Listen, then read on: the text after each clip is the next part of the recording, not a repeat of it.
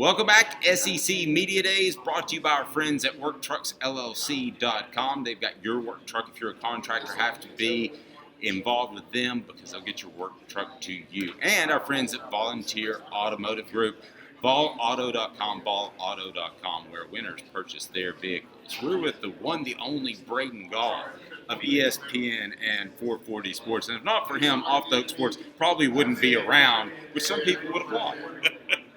You're giving me way too much credit for that, but no, it's good to be here. Good to be here. Well, I appreciate it. And we were discussing earlier all the dysfunction, and there was some young man who didn't know as much about Tennessee as you and I did. It used to be so bad, and now it's gotten so good. It's true. Is it official that battered ball syndrome is done? Let's talk after the Alabama game at Neyland this year, and we'll see. No, I think, and while I disagree with Tennessee fans that will tell you that all of the saga and all of the turmoil and all of the stuff that happened and the Jeremy Pruitt and the Feels Like 98 and the Phil Fulmer stuff, that all of that was necessary to get to Danny White and Donde Plowman and Josh Heupel. That's not true. You could have just hired them right away. I do agree, but I think the reason is those three names. And really it's Danny White and Donde Plowman. When they put things in place and they organized it and they sort of eliminated some of the noise, Texas has done this in the last few years as well. That is such a valuable asset to a university. Like, you have to have structure and order, and then people that are like really good at their jobs. And Danny White, you got to have a little gangster in you to be a good athletic director in the SEC. And Danny White's got some gangster to his game. So I think you've got a great leader with Donde Plowman. You've got a great leader running the athletic department. By the way, you got to give John Curry credit for Tony Vitello, of course. Mm-hmm. He gets credit for that. And so you've hired a great baseball coach, invested in him. Rick Barnes, great basketball coach, you've invested in him. Is he ever going to win a championship? I don't know. But he's a great guy, great coach. You've invested in him. And Heupel is also, and talking to the players yesterday and being around Heupel like you are as well.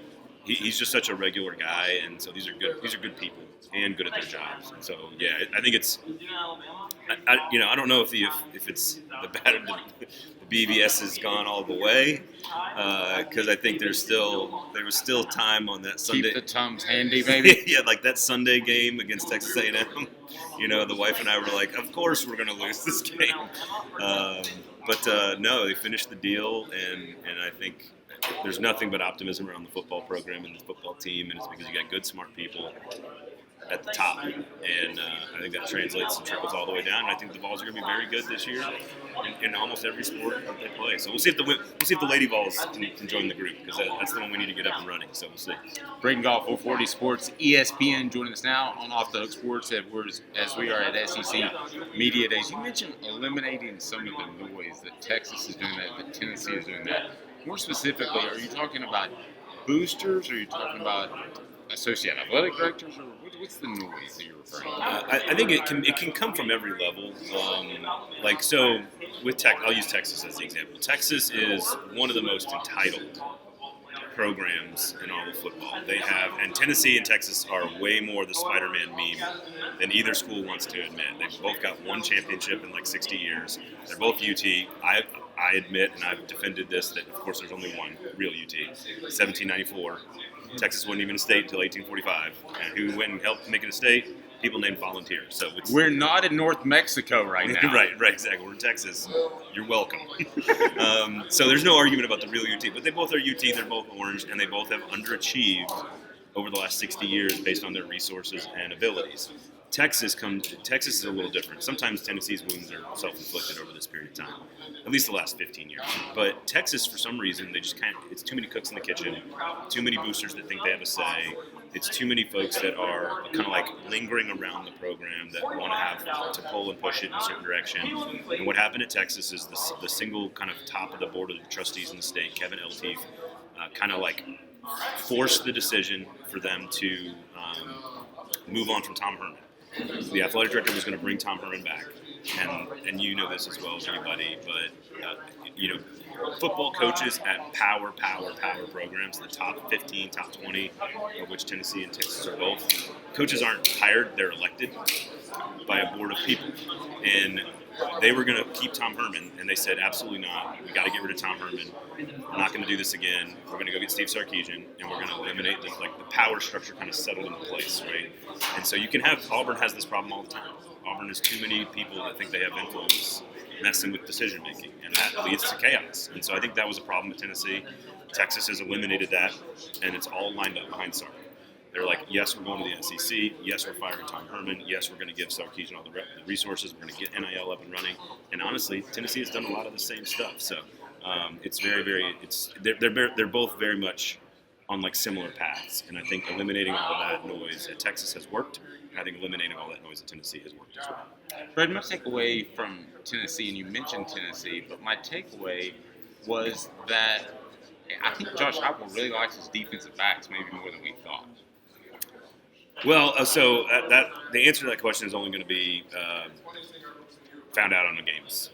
You're going to play good quarterbacks this year, and honestly, Grayson McCall early at NC State is a really good quarterback. You're going to find out about the secondary there. You're going to find out about, Jackson Arnold's a really talented player. Offensive line's a concern for Oklahoma, but really talented quarterback. You're going to play Jalen Milroe. You're going to play Carson Beck. I mean, there's a lot of good quarterbacks on the schedule. Graham Mertz is a very efficient player as well. Tennessee can win a lot of these games, but the secondary, I mean, sure, he might say that stuff, and you might have picked up on that, or I might have picked up on that, but I think that's one of those things that we can't really learn until the time comes. Like, same thing on the positive side of the defensive line, right? Like, this is one of the best defensive lines in America. We can say that. It's one of the deepest. It's got a premier pass rusher. It's got a lot of talent on the inside. We can say all that. But when they line up against Oklahoma and 5 new starters on the offensive line, like, they have to win that battle. So time will tell. I'm skeptical of the secondary and the back end. In general, I'm skeptical of depth at linebacker. But otherwise, I think Tennessee is what we think they are, which is an uber-talented super quarterback, a pretty darn good offensive line, an elite defensive line, a quarterback-friendly offense, a good set of running backs, and a schedule where they've got like 4 big games, and they could win 3 of them. So I think kind of Tennessee is one of the few teams that I feel like I have a really good handle on. There's a lot of teams that we're just kind of guessing about, like how good is Missouri's defense, and can Texas handle the week in, week out grind? Like, there's a lot of questions about stuff.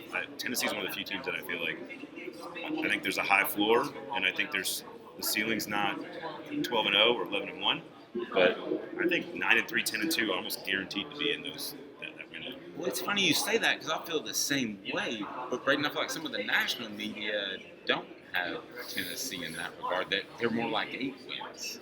I mean, this whole season is going to be bonkers because of the margins for error. Like, there's so many good teams. I mean, and like I also work at Athlon Sports, and I guess that's technically national media, and we've got Tennessee like in the top. So you're the guy. We've got them in the top 12. We've got them in the top 15. Okay. Like, we think very highly of them, but like 6th in the SEC or 7th in the SEC because Missouri's so good, and Ole Miss is so good, and Alabama's so good, and Texas is so good, and Georgia's so good, and I mean, these are like LSU. I think is very, very good. I think A&M is going to be very good. Like, there are 8 teams that could make the SEC championship game, and Tennessee's absolutely one of them. So I think the question is going to be those 1 or 2 swing games for all these teams. And so it's going to come down to, like, I think 4 SEC teams get into the playoff, maybe a 5th if things break their way.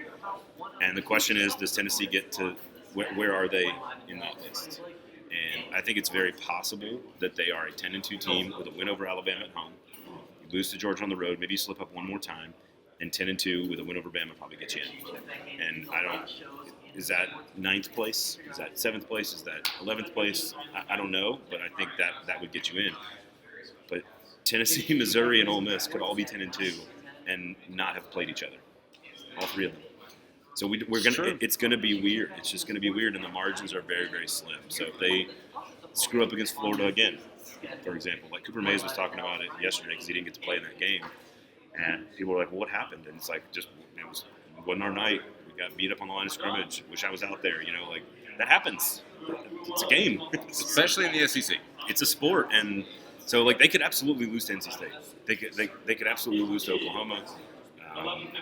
Kentucky, they've done pretty well against Kentucky, especially at home. But, like, that's a good Kentucky team, good defensive line. If the quarterback hits, they're dangerous. So it's never an easy weekend in the conference. So it's going to be fascinating to see how it all shakes out in that second tier, which in my opinion is Ole Miss, Missouri, LSU, Tennessee. I think those four, I think there's a chance one of them gets into the playoff. Which one is it? My money's on Ole Miss right now, but we'll see. You do a crazy good job. How do people follow your work? You can get to me at Braden Gall on the Twitter.com. On the Twitter. Well, are we going back to the Twitter? I refuse to call it X, even though they finally just changed the URL. For a long time, it was still Twitter.com. Well, Elon's joking they're going to go back to Twitter. I don't know why. I refuse. I refuse to.